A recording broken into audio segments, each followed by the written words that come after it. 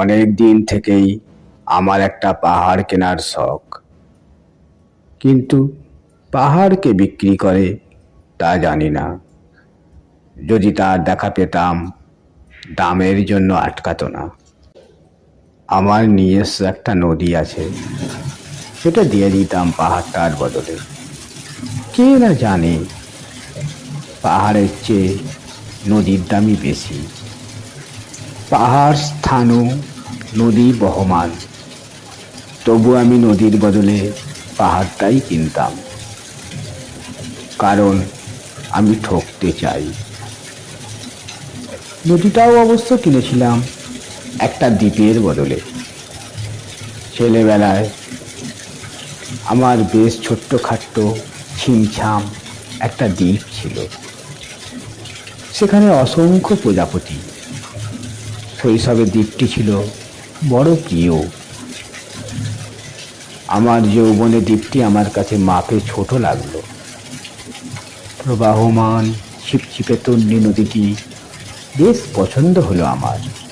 বন্ধুরা বলল, ওইটুকু একটা দ্বীপের বিনিময়ে এত বড় একটা নদী পেয়েছিস, খুব জিতেছিস তো মায়েরি। তখন আমি জয়ের আনন্দে বিহ্বল হতাম। তখন সত্যিই আমি ভালোবাসতাম নদীটিকে। নদী আমার অনেক প্রশ্নের উত্তর দিত। যেমন, বলতো আজ সন্ধ্যায় বৃষ্টি হবে কি না।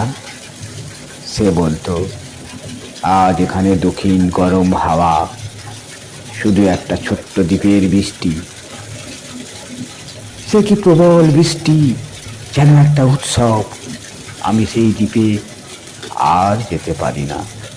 সে জানতো, সবাই জানে, শৈশবে আর ফেরা যায় না। এখন আমি একটা পাহাড় কিনতে চাই। সেই পাহাড়ের পায়ের কাছে থাকবে গহন অরণ্য। আমি সেই অরণ্য পার হয়ে যাব, তারপর শুধু রুক্ষ কঠিন পাহাড়।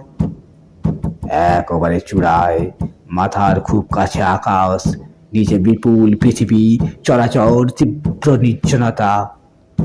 আমার কণ্ঠস্বর যেখানে কেউ শুনতে পাবে না। আমি ঈশ্বর মানি না, তিনি আমার মাথার কাছে ঝুঁকে দাঁড়াবেন না। আমি শুধু 10 দিককে উদ্দেশ্য করে বলবো, প্রত্যেক মানুষই অহংকারী। এখানে আমি একা। এখানে আমার কোনো অহংকার নেই। এখানে জয়ী হবার বদলে ক্ষমা চাইতে ভালো লাগে। হে 10 দিক, আমি কোনো দোষ করিনি। আমাকে ক্ষমা করো, ক্ষমা করো, ক্ষমা করো।